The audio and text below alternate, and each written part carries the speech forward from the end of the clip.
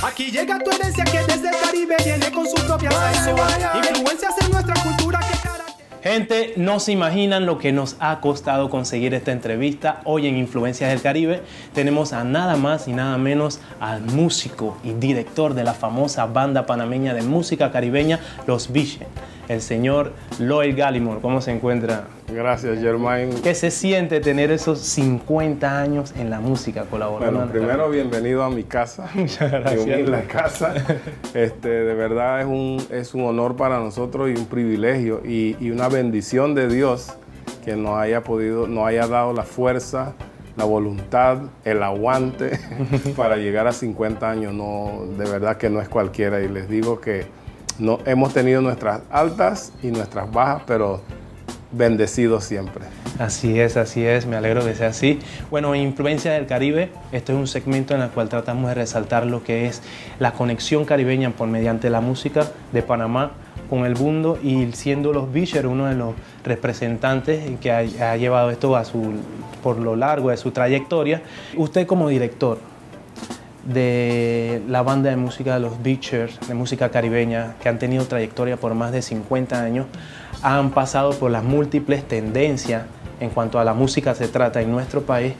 ¿Cómo han podido lidiar con esto a través de los años? ¿Cómo han podido mantenerse, conservar? ¿Y cómo ha sido ese aporte cultural a nuestro país? Bueno, nosotros nacimos en el medio de las orquestas grandes de la época de Armando Boza y La Nueva Alegría, etcétera, etcétera. Y nacían ya los agrupaciones chicas, como el caso de Buchi y sus Magníficos, y como es el caso de Los Salvajes del Ritmo. Esa era una época de oro para ese tipo de agrupaciones. Nacieron los combos nacionales. Hablamos de los Exciters, de los Biches, de los Festivals, de los Soul Fantastic, etcétera, etcétera. En Colón había otro montón de grupos, Buchi Amaya con su grupo, y etcétera, etcétera. El asunto es que nosotros salimos de la provincia de Boca del Toro. Prácticamente muy pocos de los muchachos tenían una base musical sólida, sino que tenían el instinto natural. De tal manera que el grupo nació por una coincidencia, porque un padre de una iglesia evangélica pues había contratado a una orquesta famosa de Boca del Toro para amenizar una fiesta. ¿Qué sucede? Que llegó un empresario tico con mucho más dinero, les llenó la cabeza de dulcecitos y de florecitas, y la orquesta decidió irse a tocar y dejar al padre plantado. Y el padre, muy amigo de mis padres, me llama, en el nombre de él era el padre Josiah, era de la iglesia episcopal de allá en Boca del Toro. Me llama y me dice: Junior, no puede ser que van a dejarnos en el aire. Digo, ¿cómo así? Dice, me acaban de avisar que la orquesta se va y no vamos a tener orquesta para el aniversario de la iglesia. Y yo llamo a dos de los muchachos, en ese caso Chino William, que era nuestro estelar, y el muchacho que toca la conga, Larry Erlington, y le digo: oye, me acaba de llamar el padre para decirme esto y esto. Dice, no puede ser, no vamos a ir con ellos, vamos a quedarnos a ayudar al padre. Bueno, en efecto, faltaban 2 semanas para el evento. Y bueno, esa noche nos reunimos los tres y llamamos a 2 o 3 amigos que sabíamos que tenían algún tipo. Vamos a armar, aunque sea una lata, para que la gente baile, con tal de dejar al padre en el aire y quedar mal. Y así fue. Ensayamos esas 2 semanas todas las noches como muchachos que éramos 18, 19 virriosos, y buscamos todos los temas que estaban de moda, Cortijo y su combo, nacía el Gran Combo, y así pues los calipsos que estaban de moda, y armamos un repertorio. Con un repertorio de 12 o 15 piezas nos fuimos desde las 8 de la noche, y usted puede creer, terminamos a las 4 de la mañana. Wow. O sea, tocamos 8 horas, y más importante, por $40 la noche. Wow. Bueno. Pero eso para nosotros fue tan significativo. No era el dinero, sino que se hizo el primer paso. Y nosotros no teníamos ni idea de qué iba a pasar. El asunto es que a raíz de ese evento se corrió una bola en Pueblo Chico, Infierno Grande. Se corrió una bola, oye, surgió un grupo y mira que bailamos, y la gente así, ¿no? Así que la idea se cristalizó y comenzamos a tomarlo en serio. Decidimos que íbamos a separarnos de esa orquesta, íbamos a armar un grupo de muchachos y lo que íbamos a hacer es que todos los domingos consiguientes íbamos a ir a tocar gratis a Isla Colón, a la playa. Nos íbamos en el barco en la mañana y nos regresamos en el barco en la tarde. Y así se hizo como por 2 meses. Eso nos dio oportunidad de fortalecer, conocernos mejor musicalmente y surgió la idea de crear el grupo que en su originalidad, en su origen se llamó los Beach Boys. Los Beach Boys. Sí, ese es más o menos el inicio del grupo. Lógicamente que ya el grupo comenzó a tomar cierta fama y ya comenzaron a contratarnos. $60, ya fue aumentando $80, 100 dolitas y así pues. Y con eso comenzamos a comprar algunos equipos y así comenzó pues el grupo. Pero, ¿qué surge? A cabo de 6 meses de estar en eso, un día sentado en mi oficina, yo era oficinista de la Chiriquí Land Company, la bananera, me llama el jefe mayor. O sea, el señor Bobby Walker, que era el gerente general de la división, o sea, el máximo jefe allá, un americano, casado con una señora hondureña, pero un señor sumamente le encantaba la música. Y cuando me llamó a la oficina yo me asusté porque yo pensé que había cometido algún error. De tal manera que fui a la oficina y me dice, siéntate, Junior. Me dicen Junior por mi papá tenía el mismo nombre que yo. Y me dice, oye, el grupo lo escuché en el club la otra noche y me gustó mucho, pero veo como que tienen dificultades con los equipos. Le digo, sí, así mismo es. Ya me quedé un poquito más tranquilo, porque ya sabía que iba a hablar de música. Me dice, ¿qué necesitas? Digo, yo necesito todo. Y me dice, ok, mira lo que vamos a hacer. Jaló la gaveta y sacó una chequera. Lo puso sobre el escritorio y me dice, te voy a hacer un cheque a tu nombre sin cifra. Te vas a ir a Panamá. Había que montar el avión en ese tiempo, Copa. Y vas a ir donde Olmedo Alfaro, que es hoy día Compañía Alfaro. En ese tiempo era un chiquitito. Te vas a ir donde Olmedo Alfaro, que es nuestro representante de la compañía de fumigación, y vas a comprar todo lo que necesitas. Y yo le digo, pero ¿cómo usted me va a dar un cheque en blanco? ¿Cuánto voy a gastar? Me dice, no te preocupes por eso.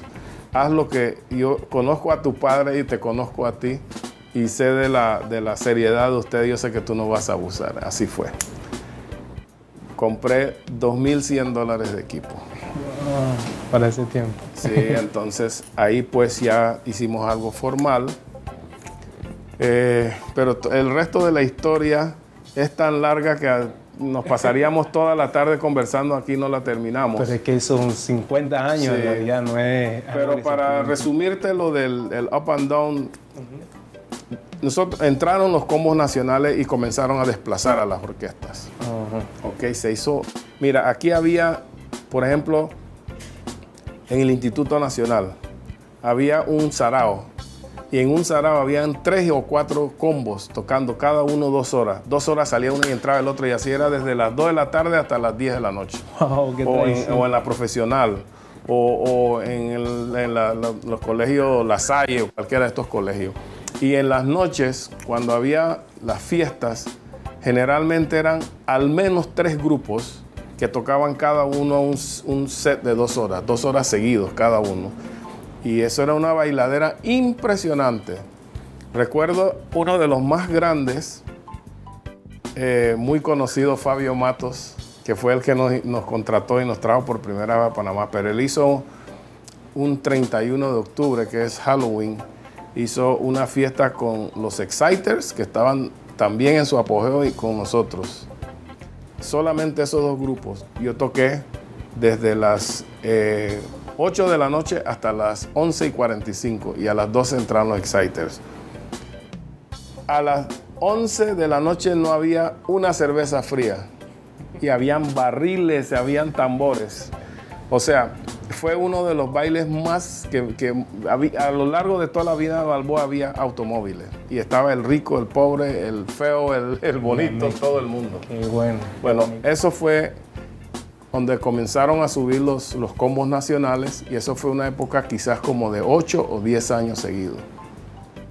Pero desafortunadamente comenzó a haber muchos conflictos de intereses entre los combos y surgieron las famosas discotecas móviles.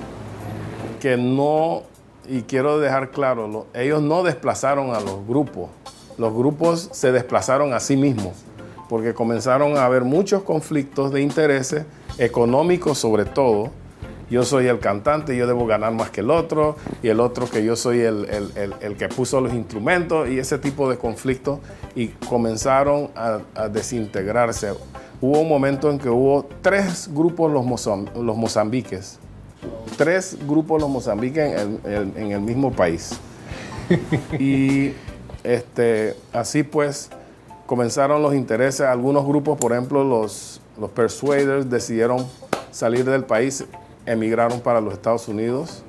Igual los Exciters después emigraron también todos a Estados Unidos. La mayor parte trabajaban en la zona del canal. Y entonces comenzó a bajar eso. Así que nosotros mantuvimos el criterio, el grupo nuestro, de mantener una tarifa que fuera intermedia, que no fuera ni muy caro para el pobre ni demasiado barato para el rico, o sea, que fuera accesible a todo el mundo. Y eso nos dio la posibilidad de sostener el grupo. Ahora, por supuesto que hubo bajas, lógicamente hubo bajas, hubo momentos, perdimos, a los 6 años perdimos nuestro bajista en un accidente. Después perdimos otro miembro del grupo que murió por enfermedad. Eso trajo como un poquito de conflicto. Se separó Chino por un tiempo, Chino Williams. Y así, pues ese tipo de cosas. Pero al final de cuentas nos volvimos a reunir y el grupo básico pues se mantuvo siempre juntos.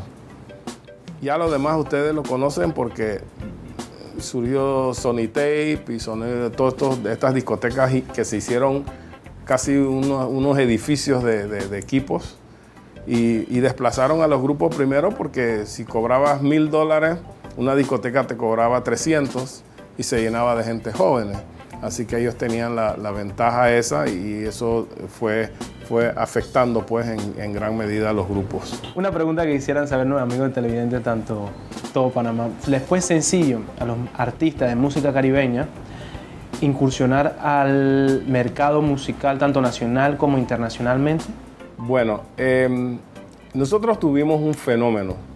La verdad es que hay que darle gracias a Dios por eso, porque yo nunca me imaginé que esto iba a ser así. Nosotros iniciamos el grupo con una estructura de un piano que solamente lo usaban las orquestas. Los combos aquí en Panamá todos usaban guitarra eléctrica, el bajo y la percusión. Y nosotros transformamos el piano, fuimos del piano hacia el órgano, lo que hoy son los teclados electrónicos y todo lo demás. A nosotros nos contrataron por primera vez ya con esa estructura en una feria de Bocas, una de las primeras ferias que hubo en Isla Colón. Y en esa feria estuvo Pete Romero, cuando era DJ de RPC Radio y Onda Popular. Imagínense, eso fue año 69 más o menos. No estoy seguro, pero por ahí 68, 69. Ahí estrenamos por primera vez el instrumento del órgano. ¿Qué sucede? Al Pete inclusive se quedó sorprendido porque dice, oye, pero ustedes suenan muy bien. Oye, déjame cantar una canción con ustedes. Disculpen. Y le digo, claro, dale. Y buscó cualquier canción, un bolero de esos que él se sabía, que se sabía todo el mundo, y cantó y él estaba fascinado. Cuando terminó de cantar me dice, oye, ustedes tienen que grabar. Y yo digo, pero nosotros no tenemos los recursos para grabar. Me dice, yo los voy a contactar con un amigo mío argentino en Panamá y él los va a llamar. Digo, bueno, si ese es el caso, todo artista, su deseo más grande es grabar, aunque sea un sencillo. En ese tiempo, el disquito de 45 revoluciones de pasta o el long play, que por ahí tengo unas muestras. Y en efecto, nos llamaron para hacer un show en Colón, en un carnavalito, que son muy famosos, eran muy famosos en Colón en ese entonces, y vinimos a este estudio. Y el señor nos vio así como con cara de desprecio, de dónde habrán salido estos negritos. y nos dice, bueno, instálense ahí en el estudio y toquen cualquier cosa. Ay, los muchachos todos miedosos, cohibidos, se instalaron, el baterista, el que tocaba la conga, el bajista, yo. Y arrancamos a tocar así, pero yo le dije, muchachos, olvídense de él, vamos a tocar, vamos a practicar.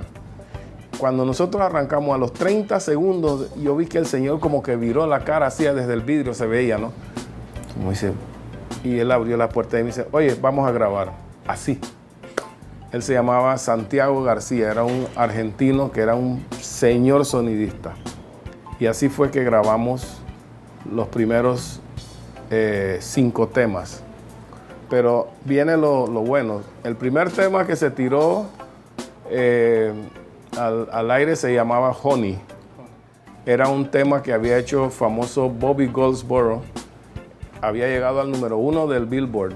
Y nosotros le hicimos una versión cantada en inglés, pero con estilo panameño, con el swing de nosotros. Y eso comenzó, el primer DJ que puso ese disco en la radio en RPC se llamó René Rizcaya. Y René tiró ese disco como 10 veces en una hora, porque la gente comenzó a llamar, ¿y ese grupo de dónde salió? Y no podían creer, no querían creer que eran bocatoreños. Decían, no, esos vienen del Caribe, no, esos vienen de Martinique, así era el asunto es que el disco caminó muy bien y el hombre decidió tirar el segundo 45, era una muestra 45 y ahí fue donde reventó África Caliente. Eso le dio el empuje al grupo. Pero entonces, y el hombre llama y me dice, me llama por teléfono a Boca y me dice, tienen que venir a grabar 7 temas más porque tengo que completar un long play. Y yo les voy a conseguir el contrato para que puedan cubrir los gastos y todo lo demás. Así fue que firmó con Fabio Matos para traernos a lo que hoy es el Parque Omar, en ese tiempo era el Club de Golf. Hicimos el estreno con el número 1 de Panamá, que era Buchi y sus Magníficos. Y en eso enlazó 5 presentaciones en TV2 en el show de la 1. Wow. O sea, de lunes a viernes. Tocábamos viernes, sábado y entonces el lunes, martes hasta el viernes siguiente hacíamos el show de la 1. Fue el primer grupo que la televisión le pagó, panameño, para actuar. $200 por hacer 5 shows. Imagínense eso. Pero $200 era un montón de dinero para nosotros, ¿no? Y más en esa época, años 69 por allá. Y quisiéramos adicional a eso, porque eso es también algo que ustedes vinieron siendo tendencia, fueron originales en cuanto al sonido, buscaron cómo que la gente se identificara, como ya me dice con lo que me relató con el éxito Honey, sí. Cómo lo conecta. Quisiéramos saber qué artistas fueron inspiración, sirvió de inspiración de esa época para los Beatles. Bueno, los ídolos de nosotros siempre fueron Cortijo y su combo y el Gran Combo. Nosotros tocábamos, yo creo que todo el repertorio de ellos. Pero nosotros nacimos en el ambiente afroantillano, donde todo el mundo en Bocas del Toro, todos los negros eran caribeños. Correcto. O venían de Jamaica, o de Trinidad y Tobago, o de Martinique, inclusive habían cubanos y así, pero mayormente en las islas menores, ¿no? Estaban allá porque tenían la facilidad de al menos hablar el inglés y todos los jefes en ese entonces eran norteamericanos. Todos los jefes, o sea, la compañía, les narro esto, mucha gente no sabe esto, pero la compañía traía todos sus ingenieros y su gente de arriba, los jefes de los Estados Unidos, venían con contrato, ¿ok? Pero el contrato decía que la empresa tenía que darle a ellos llevar 2 orquestas internacionales al año a Bocas del Toro para el entretenimiento de esos jefes y sus familiares. Como en la zona del canal existía el Silver Roll y el Gold Roll, en Bocas del Toro había el club de los americanos y el club del resto de la gente. Entonces, imagínense, a Bocas del Toro llegó Pérez Prado, sin tocar Panamá. Llegó Celia Cruz, llegó la Sonora Matancera, llegó la Bios Caracas Boy. Te lo digo porque yo era un niño y yo me colaba, me escapaba, que me llevé una rejera de mi papá por escaparme. y yo me colaba para mirar por una ventanita a oírlos. Tenía 7 años, 8 años tenía yo.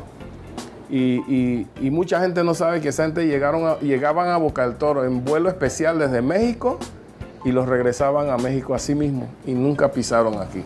Historia. Así que la influencia nuestra de Jamaica y eso generó que en Bocas se impulsara mucho la música calipso, el soca, todo tipo de música afroantillana, ¿no? Y eso pues lógicamente lo traíamos nosotros en la sangre y eso ya con esa base que teníamos nos fue muy fácil incorporarlo dentro del repertorio y así mismo comenzar a divulgarlo a nivel nacional. Una de las cosas que nos copiaron mucho fue la voz falsete ese que hicimos en My Mami, Honey, eso. Wow. Eso lo comenzaron a imitar a nivel internacional. Y eso pues nos dio un impulso también a nivel internacional. Los discos se oyeron en todos lados. Y gracias a Dios, pues, al día de hoy, pues, se respeta al grupo por eso.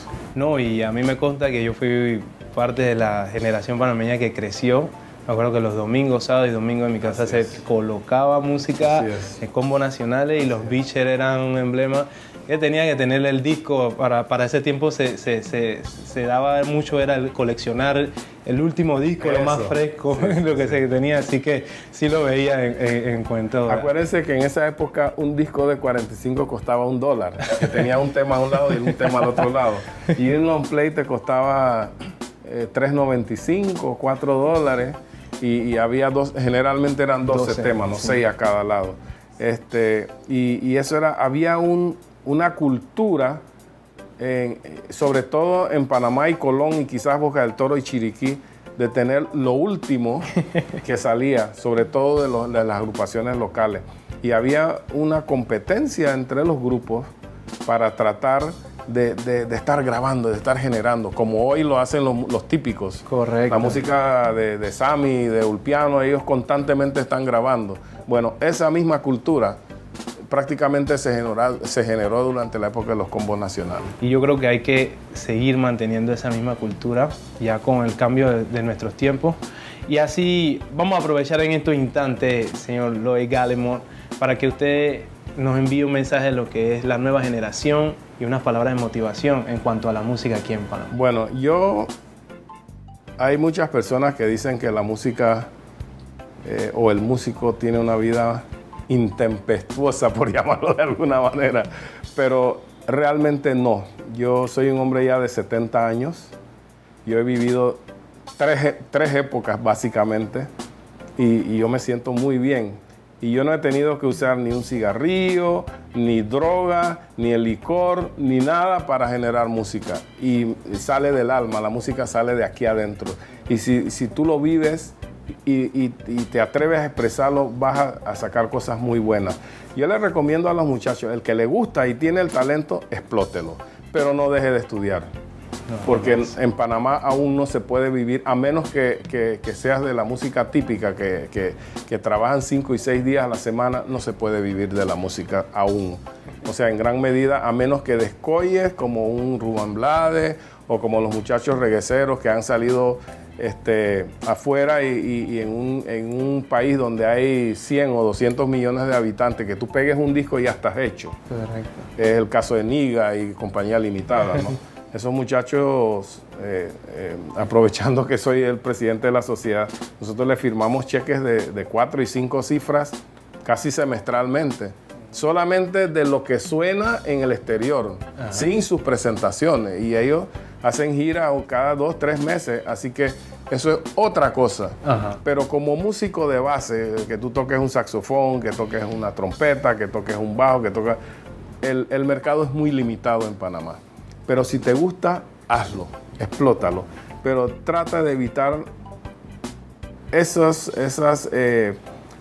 cosas negativas que giran alrededor de nosotros. La fama jala la droga, jala el cigarrillo, jala el licor, el exceso de damas alrededor. Todo eso es negativo. Hay que tratar de mantener una compostura. Y de verdad, esto es bonito, pero solo hay que ser serio en él. Así es de sencillo. Así como dice el profesor Gallimore, enfocado. Y con esto nos despedimos en su segmento Influencias del Caribe. Nos vemos. Chao, hasta luego. Conexión caribeña, tu conexión conexión, tu conexión.